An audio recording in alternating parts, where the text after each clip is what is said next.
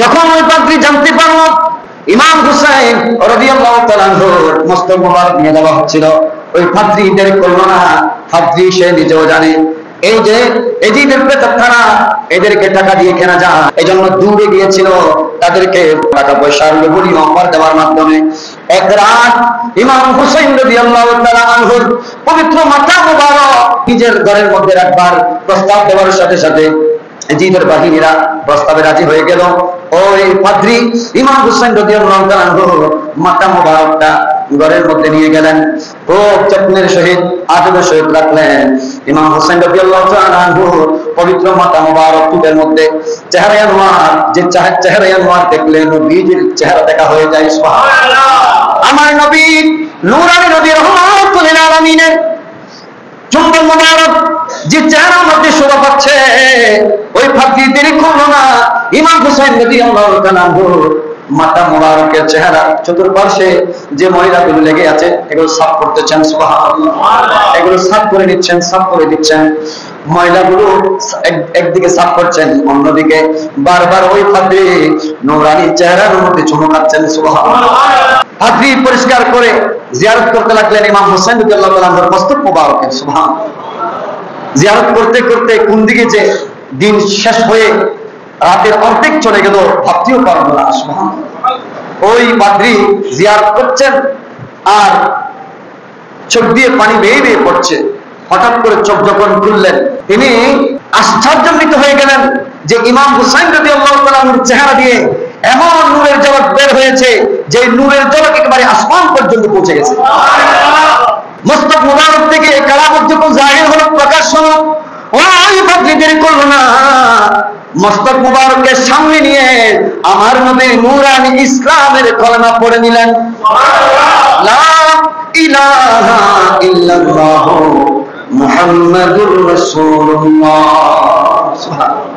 ওই কলেমা পড়ে তিনি সাথে সাথে মুসলমান হয়ে গেলেন। জগতের মানুষ আমাদেরকে জানাবে আওলাদ রাসূলগণ ওনাদের সুহবতে গেলেই মানুষের দিল পাল্টে যায়।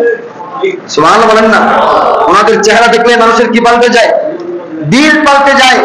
এই যে হুজুর কিবলা তৈয়ব শাহ রাহমাতুল্লাহি আলাইহি যতবার বাংলাদেশে আসতেন ততবার কোন না কোন হিন্দু, কোন বিদর্ভী হুজুর কিবলার চেহারা দেখে পাগল করা হয়ে ইসলাম ধর্ম গ্রহণ করতেন।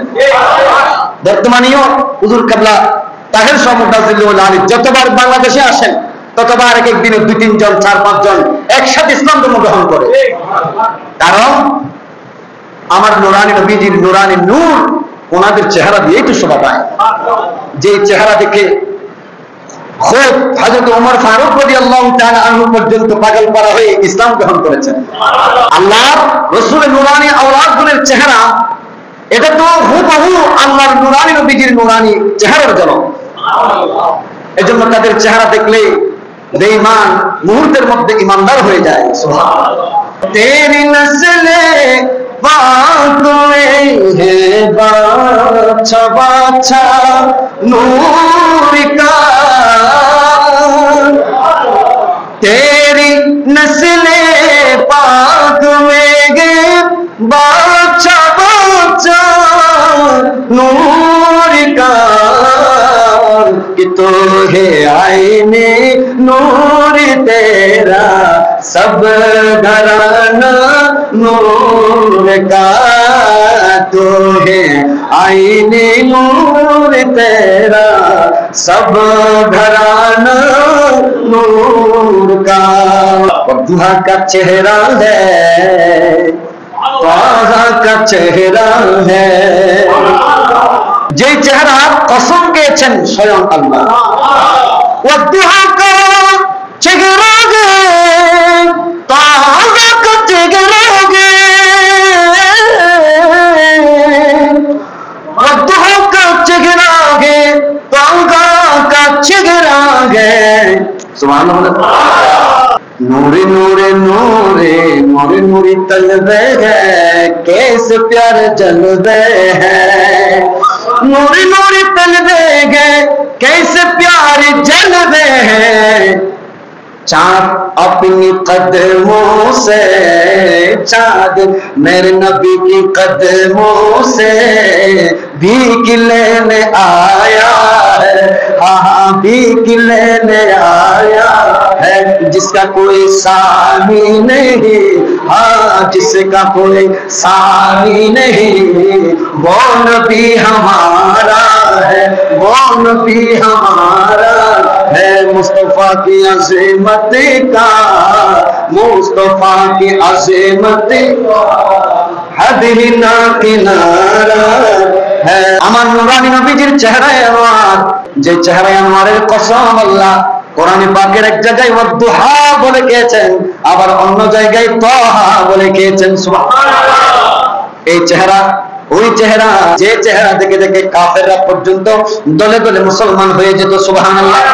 এই নুরানি নবীজির নুরানি আওলাদ, যার চেহারার মধ্যে স্বয়ং রাসূলের চেহারা যেন বসা ছিল, তিনি ইমাম হুসাইন রাদিয়াল্লাহু আনহু। সুবহানাল্লাহ। মুস্তাক মুবারক দেখে ওই ছাত্র মুসলমান হয়ে গেল। সুবহানাল্লাহ বলেন। মুসলমান হওয়ার পরে আদর যত্ন করেছেন, শেষবারের মতো জিয়ারত করে নিয়েছেন। রাত শেষ হয়ে গেল, দিনের বেলার মধ্যে ওই মুস্তাক মুবারক কট্টর এই ইজিদ বাহিনীদেরকে দিয়ে দেওয়া হলো। ওই যে 10,000 দিরহাম দেওয়ার কথা ছিল, সেগুলো দিয়ে ফেলা হলো। গুনে গুনে 10,000 দিরহাম নিল। কিছু দূর যাওয়ার পরে দোকান থেকে কিছু কিনে খাওয়ার জন্য যখন মুদ্রাগুলো বের করলো, দেখা যায় সেখানে আর মুদ্রা নাই, সবগুলো পাথর হয়ে গেল। পাথরের এক জায়গার মধ্যে লেখা ছিল সূরা ইব্রাহিমের 41 নম্বর আয়াত, আমার আল্লাহ বলেন বিসমিল্লাহির রহমানির রহিম ওয়ালা তাহসাবান্নাল্লাহা গাফিলান আম্মা ইয়া'মালুয যালিমুন।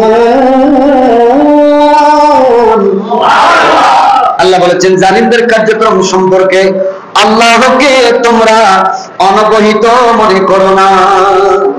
তার মানে জালিমদের জুলুম সম্পর্কে আল্লাহ অবহিত আছেন। বলেন আল্লাহ।